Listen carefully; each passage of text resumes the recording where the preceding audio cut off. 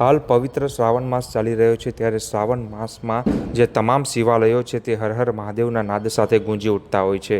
અને વિશેષ વાત કરવામાં આવે તો જે આ શ્રાવણ માસ દરમિયાન તમામ જે શિવાલયો છે તેમાં વિવિધ કાર્યક્રમનું પણ આયોજન થતું હોય છે. ત્યારે આજે આપણે વાત કરીશું નવસારીના મધ્યમાં આવેલું 700 વર્ષ જૂનું પૌરાણિક સ્વયંભૂ દેવેશ્વર ધામની.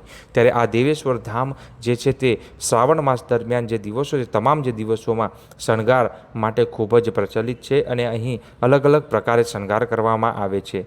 ત્યારે ફ્રૂટનો શણગાર, કઠોળનો શણગાર, અનાજ, ફૂલ, ફળ સહિત અન્ય વસ્તુમાંથી શણગાર કરવામાં આવે છે. પરંતુ શ્રાવણ માસના આ ત્રીજા સોમવારના દિવસે, પવિત્ર દિવસે બીલીપત્રનો શણગાર કરવામાં આવ્યો હતો અને માનવામાં આવે છે કે શિવજીને ખૂબ જ પ્રિય એટલે કે બીલીપત્ર છે અને એક બીલીપત્ર ચડાવવાથી શિવજી તમામ ભક્તોની મનોકામના પૂર્ણ કરે છે. ત્યારે આ દેવેશ્વર ધામમાં શ્રાવણ માસના ત્રીજા સોમવારના દિવસે રાત્રિના સમયે 1.25 લાખથી વધુ બીલીપત્રનો શણગાર કરવામાં આવ્યો હતો.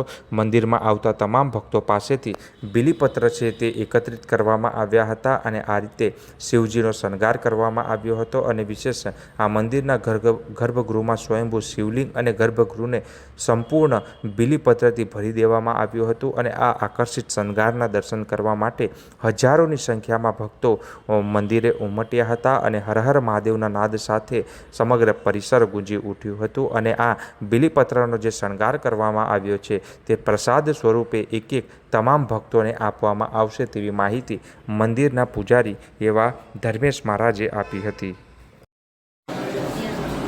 જય દેવેશ્વર. આપણા નવસારીના મંદિરમાં વિરાજમાન સ્વયંભૂ શ્રી દેવેશ્વર મહાદેવ જે અતિ પૌરાણિક છે.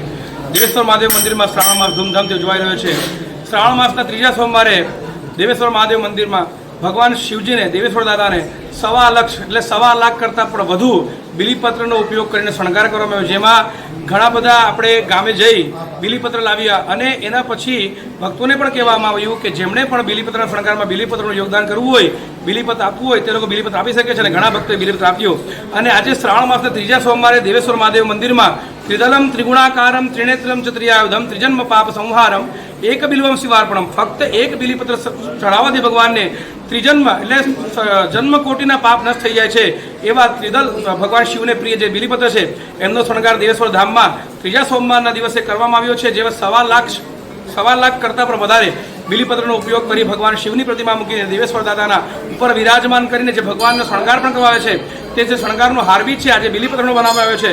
અને આપણે ભગવાનને જ પ્રાર્થના કરીએ કે દિવસે દિવસે દેવેશ્વર મહાદેવ મંદિરમાં ભક્તોની આસ્થા જે વધતી છે અને ભક્તોને જે કેદારનાથ, વિશ્વનાથ અને મહાકાલ જઈ એમની જે ભગવાન ઈચ્છા પૂરી કરે છે દેવેશ્વર દાદા પૂરી કરે અને આવતા વર્ષોમાં પણ ભગવાનના દર્શન ભક્તોને થતા રહે. જય દેવેશ્વર.